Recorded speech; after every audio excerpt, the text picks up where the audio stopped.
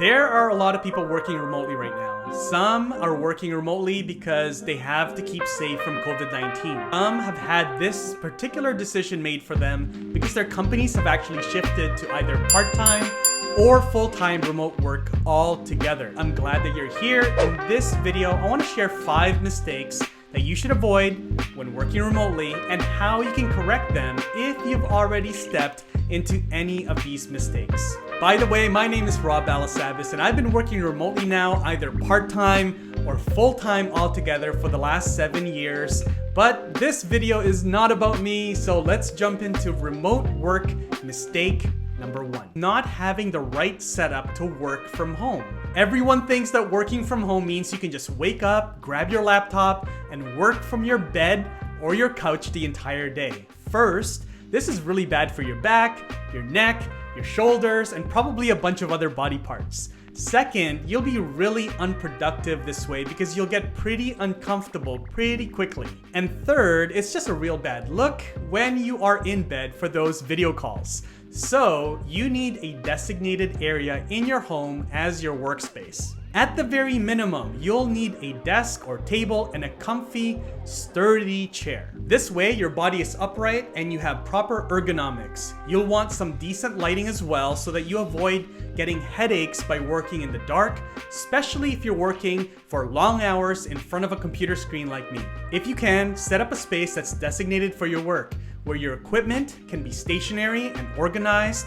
That'll go a long way in giving you a good, relaxing, and productive workday. My workspace / home studio is a den in our condo here in Vancouver that we've converted over to a designated office for me. It's not a huge amount of space, you're pretty much looking at it here, but it has everything that I need in it. If you'd like a little quick tour of my home office work studio here, let me know in the comments. I'd love to show you my setup, and hopefully it gives you some ideas as well for your own space. Mistake number 2 is being distracted. It's really easy to be distracted when you're working from home. It's one of the things that they don't really tell you when you start working from home.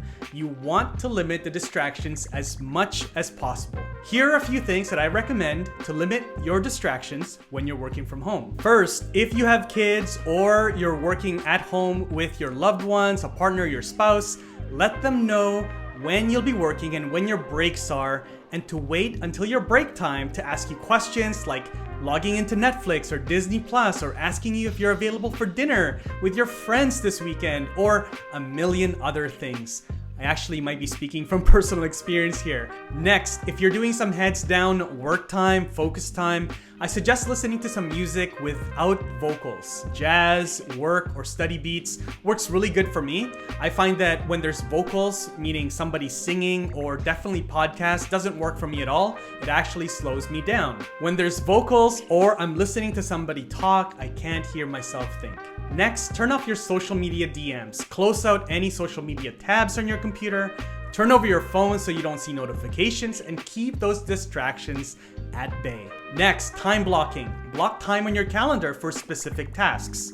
By time blocking, I'm able to focus on specific tasks and projects at designated times throughout the day. This makes my list of to-dos less overwhelming. And on the note of time blocking, I also block time off for lunch breaks and other breaks throughout the day. Mistake number 3 is being a hero, meaning you're taking on too many things. Even though you save a lot of time now from commuting, you don't have to deal with traffic, don't use that extra time and think that you can take on a bunch of new projects and additional roles and responsibilities. There's often a tendency to overcommit yourself when you work remotely. Some signs that you're overcommitted is when you find your calendar overbooked with meetings where colleagues, customers, partners have to wait a week, maybe even 2 weeks to find any open slots on your calendar. You may also be missing a lot of important deadlines, or worse, putting in extra hours before or after the workday just to keep on top of your workload. Mistake number 4 is overworking. It's really easy and sometimes really tempting to get into some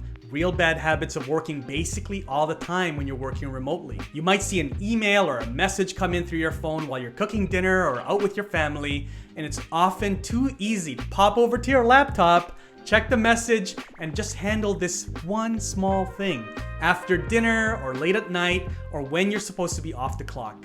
Now, as remote workers, we do have more flexibility, but setting really healthy boundaries is also very important. Try not to check your work email after hours, and if you can, I really suggest that you do what I do and set a day in the week where you completely don't touch your work email or social media profiles. For me, that's always Saturdays. Not setting these boundaries could really lead you into burnout before you even notice it. Mistake number 5 is neglecting your community and your relationships. It's very easy to feel isolated professionally when you're working from home as a remote worker.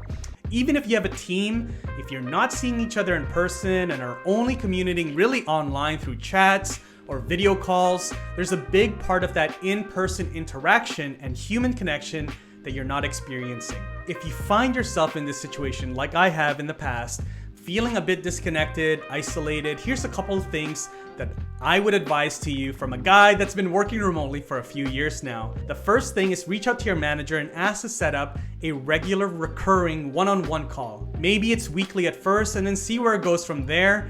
It doesn't have to be very long, maybe 20 or 30 minutes a week. And it's also flexible. If there's a week here or there where you find that you don't need to touch base, then you can take that time back.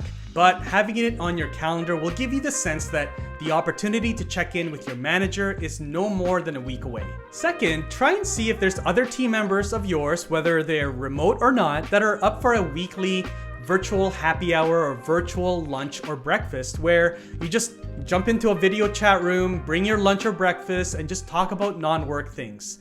Maybe you set a topic each week, like different Netflix shows to watch or good weekend adventures to try, just to keep it light and social. You can also keep your eye out for any online conferences or virtual summits where there might be an opportunity to network with other people in your industry. I know that I've personally met a lot of awesome people through these types of events over the last couple years. I really can't emphasize enough how much networking and building solid, intentional professional relationships have helped me in my career, so I encourage you to get outside of your comfort zones a little bit and just make sure that you are prioritizing building these relationships. As humans, we're not meant to do life alone at all, and so I want to make sure that you're getting out there and making connections. I'd love for you to connect with me here on YouTube by simply subscribing or leaving a comment if you've enjoyed this video, but also connect with me on either LinkedIn or Instagram, where I hang out whenever I'm not on YouTube.